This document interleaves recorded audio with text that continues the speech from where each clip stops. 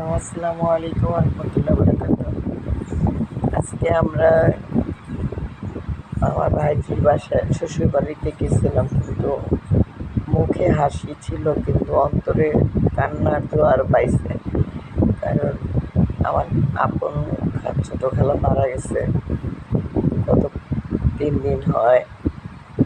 ওখানে আমরা যাই নাই, এই জন্য কোনো সমস্যা হয় নাই, কিন্তু যাইতে পারি নাই, শেষ দেখা দেখতে পারিনি, কারণ আমি অসুস্থ ছিলাম সেদিন খুব বেশি।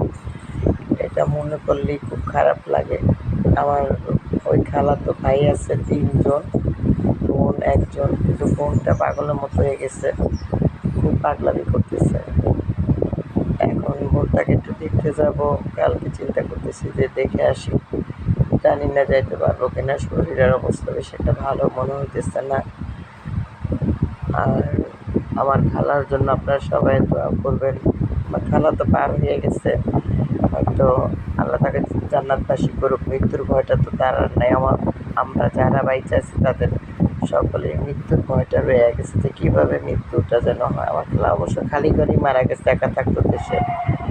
26 বছর যাবৎ আমার খালু মারা গেছে 26 বছর আগে। সে 26 বছর যাবৎ একাই জীবনযাপন করতেছে। ছেলেরা ঢাকা বাড়ি টাড়ি করে, ছেলেরা বউ বাচ্চা নিয়ে আলাদা থাকে, খালা একাই থাকে। গ্রামের বাড়ি কুমিল্লা দাউদকান্দি। গ্রামের নাম হচ্ছে রাঙাশিমুলা। আপনারা সবাই আমার খালার জন্য দোয়া করবেন, বেশি বেশি করে দোয়া করবেন, এবং সমস্ত কবরবাসীর জন্য দোয়া করবেন। ভালো থাকবেন, পাশে থাকবেন। আমিও চাই যে সবাই, পৃথিবীর সবাই ভালো থাকুক, সুস্থ থাকুক।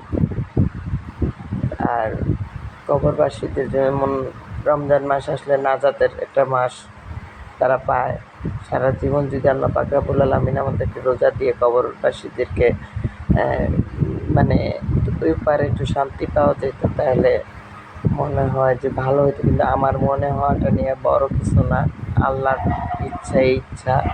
আমরা শেষ নবীর উম্মত হিসাবে শ্রেষ্ঠ বলে আল্লাহ ঘোষণা করে দিচ্ছে, আমরা সেইটাই পালন করার চেষ্টা করি। তো সবাই ভালো থাকবেন, সুস্থ থাকবেন। আল্লাহ হাফেজ। আসসালামু আলাইকুম রহমতুল্লাহ বরকাত।